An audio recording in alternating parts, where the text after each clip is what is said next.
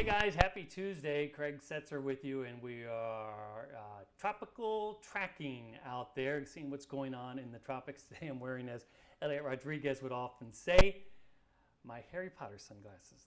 Or my Harry Potter glasses, that's right.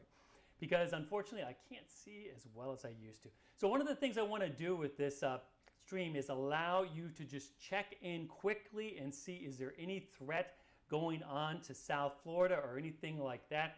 And so we're going to just do that right away. Kind of give a brief overview here and talk about what's going on out there, and then are there any threats. And then if you don't want to hang around, you don't have to. We'll just move on from there. So first off, we're watching two waves in the Atlantic.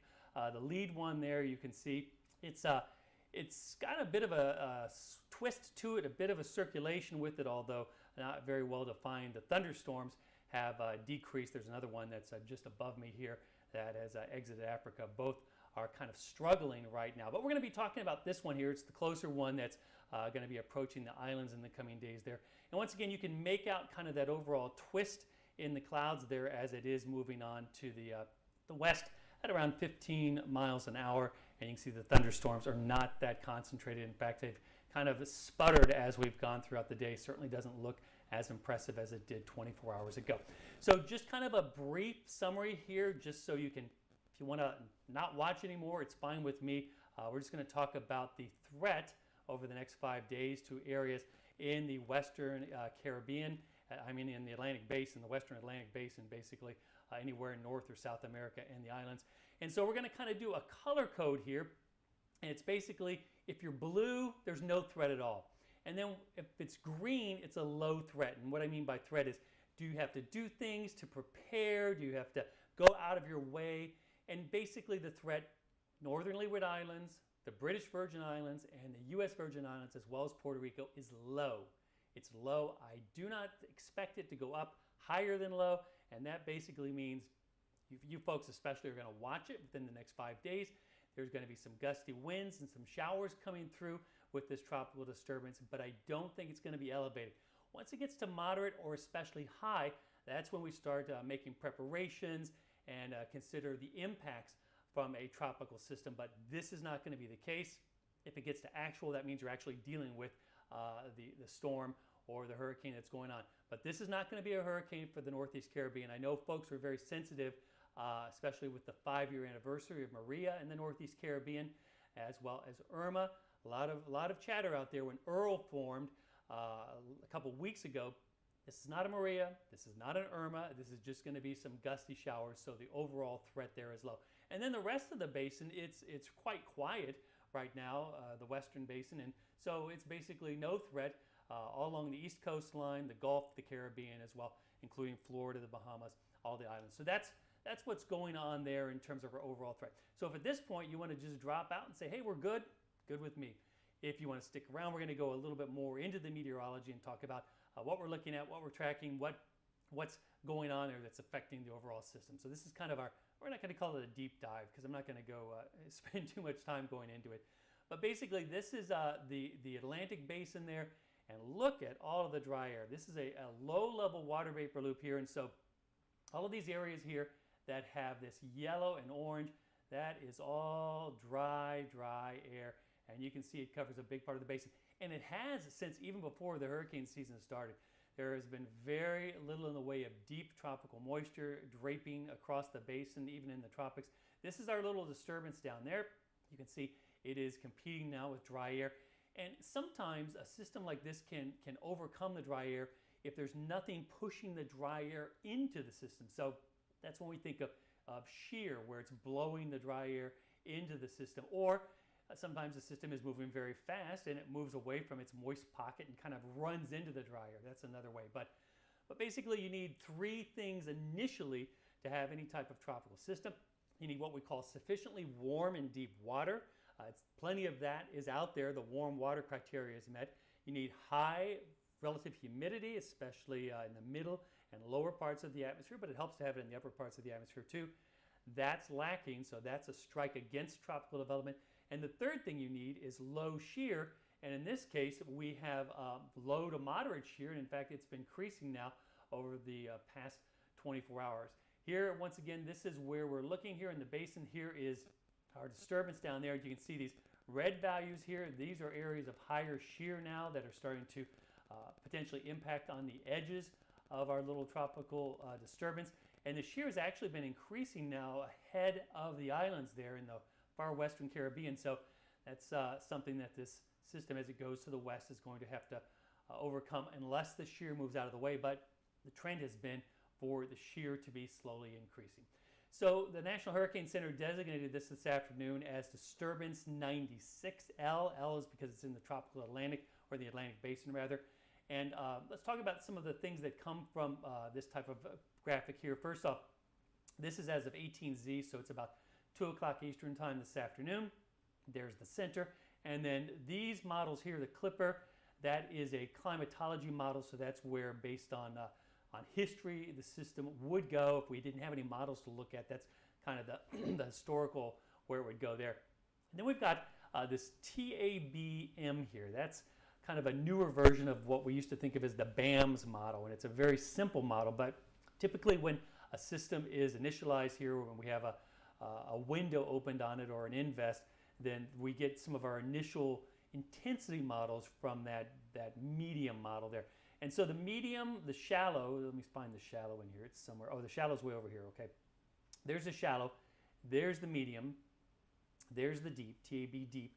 So basically what this kind of has given us is just some early indications without anything else going on, without the dynamic models, as we call them, that do more of the physics of the atmosphere and the calculations of thermodynamics and things like that. This is kind of an early look at if the system was deep in the atmosphere, it looks like it would move slower, and so it would end up here in 5 days, or I think here this might even be 7 days, 168 hours, although these are 120s here, so this is 5 days. If it was a medium depth in the atmosphere, a slightly stronger system, it would end up here.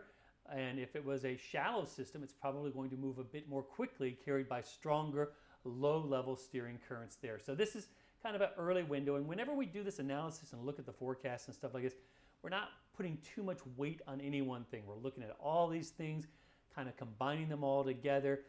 Over time, we might develop preferences on what we like, what we don't like. This AEMI here, that's the GFS ensemble run right there. That's the mean, which did very well last year. It's done very well this year as well. Remember, none of these models here, except for the deep, medium, and shallow, are really talking about intensity. These are just kind of indications of where this is going to go. So let's look a little bit deeper in here, and this is the intensity forecast. This is also from 2 p.m. this afternoon. This is our latest version as of this recording here. And so we're starting off with about 20 knots or 25 miles an hour. And basically the models don't show a lot of intensification through about 6 days here, or 5.5 days. There's 120 hours, so that's 5 days. The consensus model does very well. It's a reliable model, the IVCN. It's an intensity consensus model. This SHIPS model here, that is a statistical model, and it does better when we have a depression or a storm or a hurricane. The SHIPS basically takes into account a lot of previous storms or depressions or hurricanes, and then based on the surrounding conditions gives us kind of an idea of what statistically intensity would look like. So it's not as reliable, let me say, not that it's bad, it's just not as reliable when we have something like, and that by the way is just an alert message and it doesn't mean anything to us. It's not as reliable when we have a disturbance, as in the case this is. The LGIM here, you know, it kind of went crazy with Earl, but in this time it's very low values here, and then the Canadian model is showing up in here, and it's also showing low intensities. So these are all things we're going to be thinking about and considering as we look forward. It's low intensity here in the intensity forecast, but once again, we're just looking at kind of some early members there. Those intensity models, especially the SHIPS, the Statistical Hurricane Intensity Prediction System, that's the acronym for it. This is where we get some of the intensity values here. Here's through the 5-day period there, and you can see that the intensity comes up a little bit, not a lot. It's got 45 knot tropical storm, but once again, remember, that's based on previous depressions, storms, and hurricanes, and it doesn't do as well with disturbances here. And then there's our LGIM model there. It's got a very low value. And some of the other things we look at here are the shear. The shear starts to come up to 20 knots there after 84 hours, and it's pretty high. And also, what did I say? The relative humidity. That's something we watch also. So there's the relative humidity values, and they drop off over time. So some things to kind of keep in mind as we're going forward here and looking at things. Here was from the 12Z run this morning, this morning's run of the GFS. This model, especially this black line here, did very well with Earl. It also did very well last year. So it's got pretty good skill. So we're going to give some credence to that. And all these light blues here, this is a very weak system and these ensemble members here.